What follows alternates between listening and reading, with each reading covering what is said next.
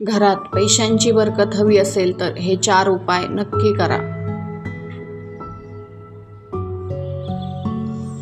सकाळी उठल्याबरोबर ही एक चूक कधीही करू नका.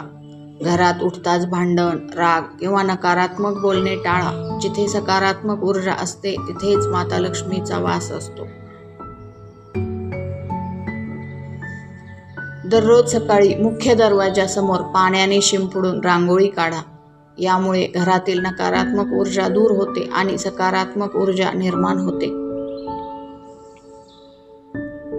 रांगोळी काढल्यानंतर तुपाचा दिवा लावा. तुपाचा दिवा लावल्याने माता लक्ष्मी प्रसन्न होते आणि घरात सुख, शांती आणि समृद्धी नांदते.